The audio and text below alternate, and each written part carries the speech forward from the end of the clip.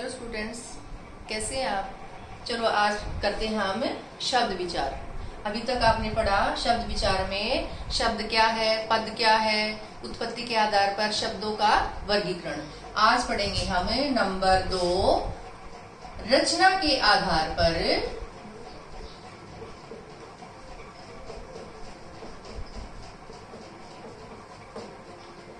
शब्द भेद, यानी इन शब्दों की रचना किस प्रकार हुई, इनकी मूल संरचना कैसी है, इसका अर्थ किस प्रकार लिया जाता है। इसके अंतर्गत आते हैं बेटा रूढ़ शब्द, यौगिक शब्द,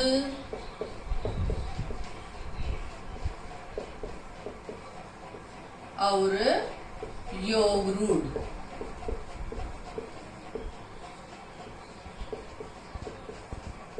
रूढ़ का अर्थ है किसी के लिए पक्के हो जाना, जम जाना।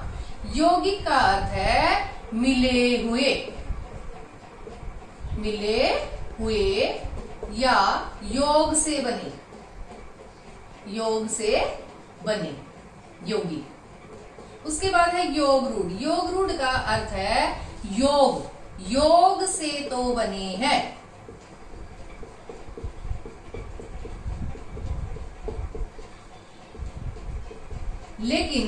लेकिन क्या रूढ़ का अर्थ उसके लिए पक्के हो गए हैं, वो उसके लिए फिक्स हो गए हैं, उसके लिए रूढ़ हो गए हैं, प्रसिद्ध हो गए हैं। इसका मतलब क्या हुआ, योग से तो बने हैं लेकिन कोई विशेष अर्थ देते हैं। कैसे? रूढ़ शब्द किसी भी वस्तु के लिए वो पक्के हो जाना, प्रसिद्ध हो जाना। यौगिक शब्द मिले हुए या योग से बने शब्द। योग रूढ़ शब्द योग से तो बने हैं लेकिन किसी विशेष वस्तु के लिए वो प्रसिद्ध हो गई है। कैसे? एक बार इनकी परिभाषा देखिए। रचना के आधार पर शब्द भेद के अनुसार पहला है रूढ़ शब्द जो किसी विशेष अर्थ के लिए पक्के या प्रसिद्ध हो गई है, जैसे घर, फूल, पेड़ आदि। अब घर जो भी चार दीवारी हो, जिसमें खिड़कियां हो, दरवाजे हो, ऐसे स्थान के लिए हमने क्या शब्द लिया, घर। फूल जो भी पेड़ पौधों पर खिलता है, ऐसी वस्तु के लिए हमने क्या शब्द लिया, फूल। पेड़, वृक्ष के लिए हमने पेड़ शब्द लिया।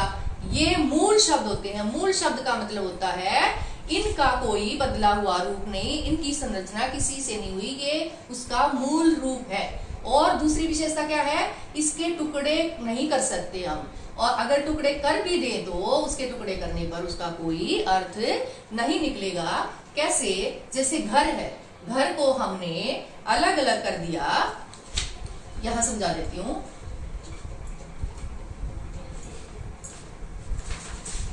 अब घर शब्द है, घर में घ जमा रे, इसका कोई अर्थ नहीं निकलता। जब ये दोनों मिल जाएंगे तो ही एक ये शब्द बनेगा। इस प्रकार ये एक स्थान के लिए रूढ़ हो गई है, इसलिए इनको क्या कहा जाता है, रूढ़ शब्द। इनकी क्या विशेषता है, ये किसी वस्तु के लिए पक्के हो गए हैं, प्रसिद्ध हो गए हैं। दूसरा, इनके ये मूल रूप होता है। और तीसरा, इनका कोई टुकड़े करने पर उनका कोई अर्थ नहीं रहता।